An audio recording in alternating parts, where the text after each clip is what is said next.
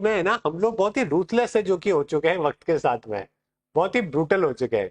हमारे ambition, competition, है ना, इन चक्कर के अंदर ना तो कोई लव बचा हुआ है किसी को लेकर, और हम एक ऐसी सोसाइटी बना रहे हैं जो कि कंटिन्यूअसली डिक्लाइन होती जा रही है। तो हमें जरूरत है कि आपको ये फर्क नहीं पड़ना चाहिए कि सामने वाला जो है वो अपनी जिंदगी में कौन सा कॉम्पिटेटिव एग्जाम दे रहा है, उससे आपको कितना थ्रेट है। आपका काम होना चाहिए हर किसी को हेल्प करना, चाहे आपका कॉम्पिटिटर ही क्यों ना हो। ऑब्वियसली एग्जाम के टाइम पे तो आप नहीं कर सकते हो क्योंकि वो तो चीटिंग होती है, लेकिन जनरली लाइफ के अंदर आपको अपनी लाइफ में है ना, जो आपको करना है उसके ऊपर फोकस है जो कि होना चाहिए। हमारे फैमिली वाले, रिलेटिव, हमारे स्कूल, हमारे समाज ने हमें इस तरीके का बना दिया ना कि हम लोग इतने ज्यादा ब्रुटल हो चुके हैं, रूथलेस हो चुके हैं कि कोई किसी को मदद करने को रेडी नहीं है। When I was in Delhi तब मैं देखता था कि लोग नोट शेयर नहीं करते थे अपने। मुझे लगता था कि तब भी मुझे ये लगता था कि यार ये क्या आदमी, इसको लगता है कि इसके नोट शेयर नहीं करने से मतलब दुनिया में बहुत बड़ा कोई फर्क पड़ जाएगा, या इसका सिलेक्शन हो जाएगा बाकी का नहीं होगा। मतलब जिसका होना है होगा यार, उसका तेरे नोट से क्या लेना। नोट शेयर तक करने को रेडी नहीं थे लोग। तो एक बहुत अच्छी किताब है जो कि मैं आपको रेफर करूंगा, जो कि आपको पढ़नी चाहिए, समझनी चाहिए, ठीक है। ये जय कृष्णामूर्ति की किताब है, थिंक ऑन दीज थिंग्स। ये बहुत अच्छी किताब है। अगर आप सच में एजुकेशन के बारे में जानना चाहते हैं, समझना चाहते हैं, तो आपको ये किताब है जो कि पढ़नी चाहिए। बहुत ज्यादा मोटी किताब नहीं है, आप हर डे दिन में अगर 15-15 मिनट भी निकालोगे तो भी 1 महीने के अंदर खत्म हो जाएगा।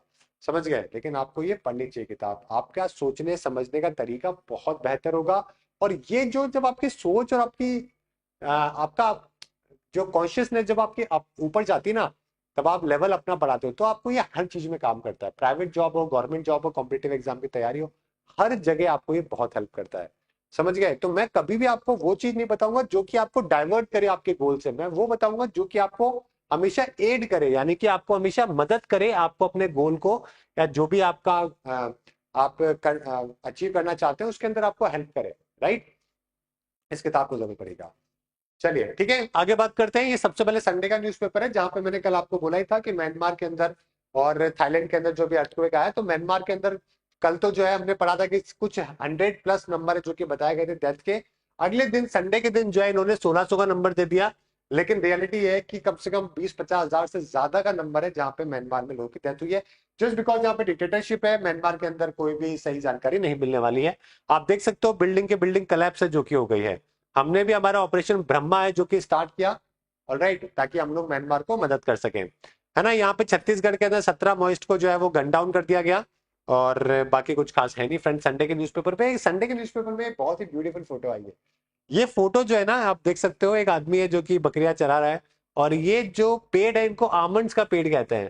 ये आमंड्स के हैं, बादाम के पेड़ है, जो कि स्प्रिंग सीजन के अंदर आपको देखने को मिलते हैं।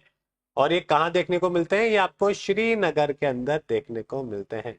कुछ इस तरीके का नजारा आपको स्प्रिंग सीजन के अंदर श्रीनगर आपको मिलेगा। है ना? सारे के सारे ब्लूम करते हुए आपको यहाँ पे मिलेंगे। कुछ इस तरीके से ये खेती जो है यहाँ पे आमंड्स की होती है। तो काफी सारे देखो, पीछे देखो, हिमालयाज हैं, फिर ग्रीनरी है, फिर आमंड्स है। तो इस तरीके से काफी 2-3 ब्यूटीफुल फोटो है जो कि यहाँ पे दिखाई गई है ना। स्प्रिंग सीजन चल रहा है अभी, ऑलराइट। चलिए आगे बात करते हैं। एक यहाँ पे रिसर्च है जिसके अंदर बोला गया है कि अगर आप अपना मोबाइल फोन सोने से पहले काम में लेते हो तो वो आपको नहीं लेना चाहिए। ठीक है? Screen use before bed time link with poor sleep quality.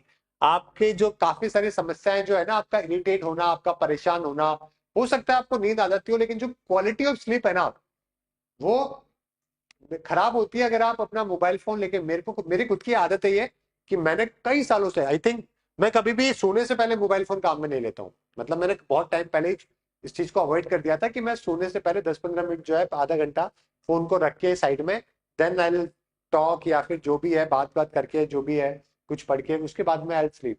तो उससे क्या होता है, क्वालिटी ऑफ स्लीप बहुत जबरदस्त होती है। तो अगर मैं एक बार सोता हूँ ना, तो मैं मुझे पूरे रात का सर्किल पता भी नहीं चलता मैं कब सुबह जब उठता हूँ। तो मुझे मुझे बिल्कुल भी आइडिया नहीं होता। तो क्वालिटी ऑफ स्लिप जो है वो बहुत अच्छी होती है। जैसे आपकी क्वालिटी अच्छी होगी, आपकी मेमोरी पावर अच्छी होगी, आप ज्यादा अच्छा पढ़ पाओगे, ज्यादा अच्छे क्वेश्चन निकाल पाओगे, आपका दिमाग ज्यादा चलेगा, और आपका दिन जो है वो ज्यादा प्रोडक्टिव होगा। तो ये छोटी छोटी चीजें हैं जो कि आज के टाइम पे हम लोग सीख नहीं पा रहे हैं। और गलतियां कर रहे हैं, और फिर जब परेशान होते हैं ना तो हम दोष किसी और के ऊपर देते हैं। आप रात को सोने से पहले फोन काम में लेते हो, आप इरिटेट होते हो और फिर उसका दोष किसी और पे देते हो, उसकी वजह से मैं ऐसा कर रहा हूँ। ऐसा नहीं होता। आपका गुस्सा का कारण, आपका परेशान होने का कारण, आपके फेलियर का कारण सिर्फ और सिर्फ कौन है? आप ही हो। समझ गए? अपने आप के अंदर जो है चीजों को समझना जरूरी होता है। तो यहाँ पे ये बोला गया है कि daily screen use was associated with later bed time and approximately 50 minute less sleep each week. तो रिसर्च में ये पाया गया कि 50 मिनट, ठीक है, 50 मिनट के आसपास जो है आपका पूरा वीक में स्लीप टाइम जो है एक तो कम हो जाता है। अगर लोगों ने, जिन्होंने कोई स्क्रीन यूज नहीं करी, उनका डेली यूज जो है बेड टाइम से उनका 33% जो है, ठीक है, बेटर स्लीप क्वालिटी है जो कि यहाँ पे पाई गई है। ऑलराइट, तो ये पूरा का पूरा एक स्टडी में बताया गया, तो मुझे लगा कि आपके साथ में शेयर करनी चाहिए, क्योंकि ये साइंस है, इसमें कुछ भी वो नहीं है। तो आप अगर इम्प्लीमेंट करोगे तो आपको भी बेहतर होगा, है ना? सोने से पहले फेवरेट सॉन्ग सुनने की आदत है, ये अच्छी आदत है, कोई दिक्कत नहीं है। आप अपना फेवरेट सॉन्ग सुनिए, आप अपना किताब पढ़िए, ठीक है, तो वो सब तो ठीक है, उसमें कोई दिक्कत नहीं है ना? लेकिन वो जो अपने लोग स्क्रॉलिंग करते रहते हैं ना, दुनिया की जिंदगी में झांकते रहते हैं ठीक है, पुरानी यादें ताजा करते रहते हैं, इंस्टाग्राम पे किसी को देख रहे होते हैं, वो सब टाइम खराब करने का लॉजिक नहीं है।